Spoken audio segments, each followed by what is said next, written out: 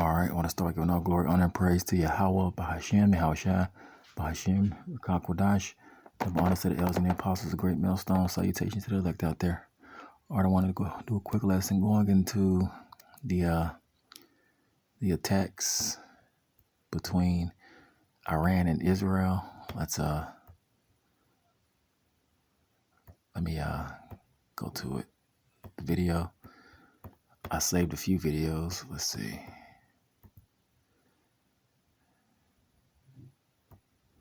All right, here's a video. Play this one. Wait till this ad go by. This is an innovative automotive nano coating that can easily remove scratches and make your car look brand new.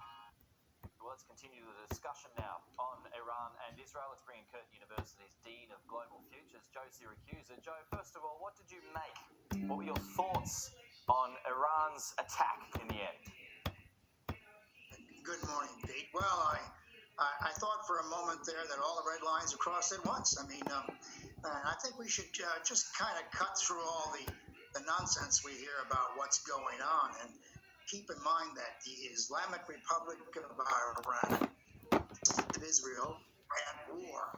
This idea that the Iranians could launch 300 missiles and then say that's the end of the game is ridiculous. I mean, we're at war. Yeah, they are playing basketball in the dark. I listened to the Iranian Yeah, they retarded. Israeli delegate go at each other in the UN, and it's quite clear the Iranians have got more on offer for the Israelis, and nothing but Hey, you gotta realize it's nighttime, right? The Israelis are talking about what would happen if Iran actually had a nuke capability. Where would we be today? And we know two things in the last couple of months. Number one, the Israeli intelligence got Hamas wrong. They underestimated their capability. And number two, the intelligence community in Israel got Iran wrong because they said they would never get directly involved. Well, Iran is directly involved. It's under this enormous pressure. The story is that they're responding to this attack on their embassy or consulate in Syria, which is ridiculous. 45 years ago, almost to the day, the Iranians, they seized the American embassy. They kidnapped 55 Americans. They tortured Jimmy Carter for 444 days. And All right, I'm gonna stop that video right there. That's one video, but let's play this one. But as you can see, like the scripture says, there shall be wars and rumors of wars. Let's get that. Then I'll play another video. Let's see. All right, this is Matthew 24. Let's start at verse. These are one of the end time signs of Yahushua's return. It says, Matthew 24:6, it says, and ye shall hear of wars and rumors of wars. See that ye be not troubled, for all these things must come to pass, but the end is not yet. And as you can see, there's another rumor of a war going on, another war going on. So like it's another war that's going on. You see, between Iran and Israel. Like the scriptures say, the least of the flock shall draw them out. You see, in Israel, that's the least of the flock. They're gonna draw out America. You see, which is gonna result in what? World War III. All right, this is verse 7. It says, for nation shall rise against nation and kingdom against kingdom, and there shall be famines, pestilences, and earthquakes in diverse places.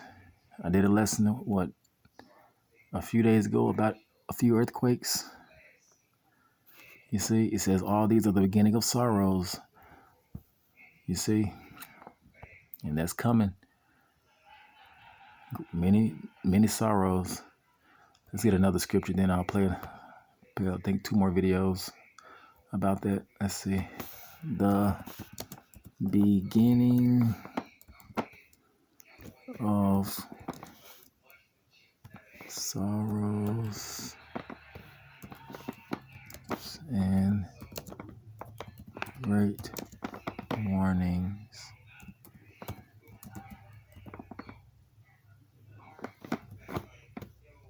KJV.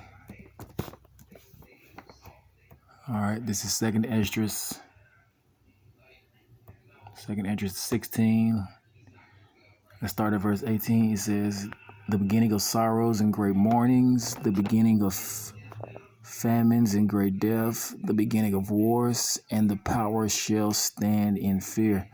And the powers are talking about these people that's over us, those that are in a higher authority, because the earth is given into the hands of the wicked, like it says in Job 9:24. So they're going to be in fear. It says the beginning of evils, you see. What shall I do when these evils come? Let's keep reading. Verse 19, it says, behold, famine and plague and tribulation and anguish are sent as scourges for amendment. You see, so the Lord is going to cause those things to happen so that they can correct their ways, but they're not going to correct their ways. They're going to continue to be evil, especially a lot of our people, the so-called children of the so-called blacks, Hispanics, and Native Americans, which are the Israelites. They're not going to amend their ways. It says, but for all these things they shall not turn from their wickedness, you see, nor always be mindful of the scourges, you see. They're not going to turn from their wickedness. Thus, World War III is closer than we think. All right, let's see. Let's play this one.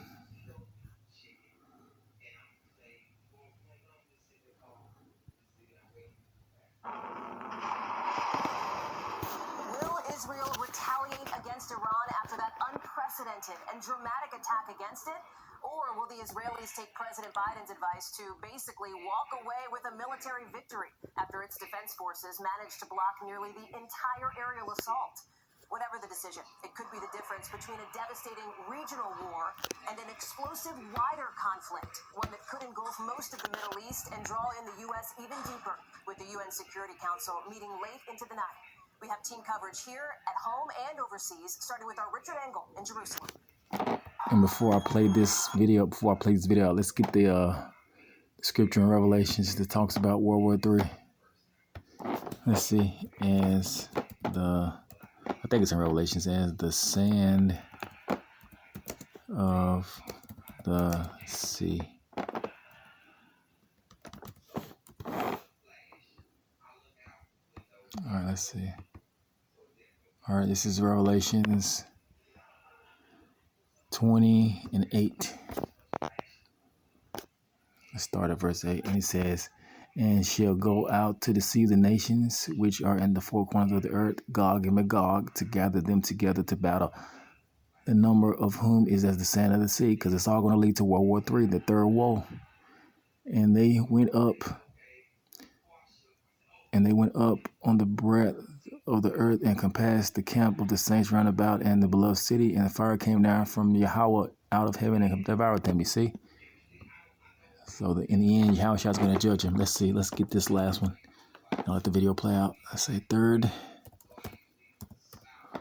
Whoa. I'm just hitting a few precepts. Oh, Salakia.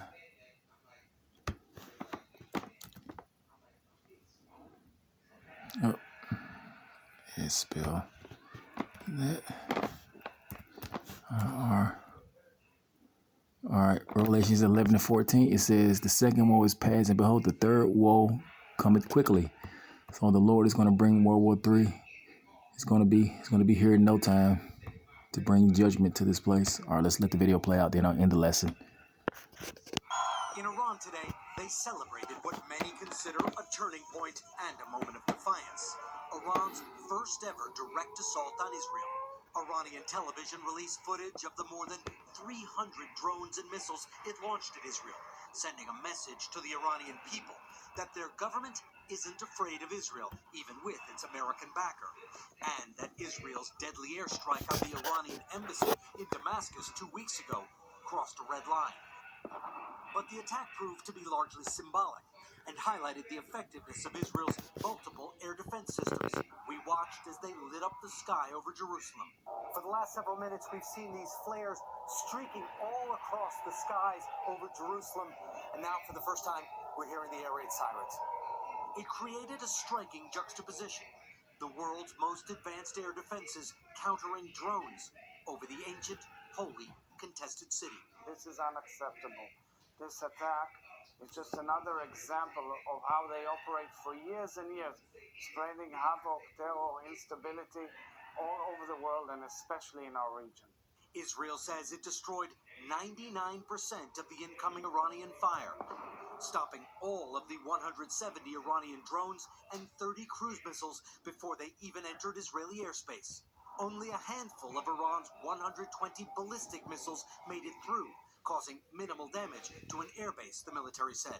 But Israel had significant help. The United States and other allies, including neighboring Jordan, shooting down dozens of the drones and missiles. And Iran could have made its attack more difficult to stop, launching the... All right, I'm going to stop the lesson here. And as you can see, World War III is closer than we think. All right, shalom.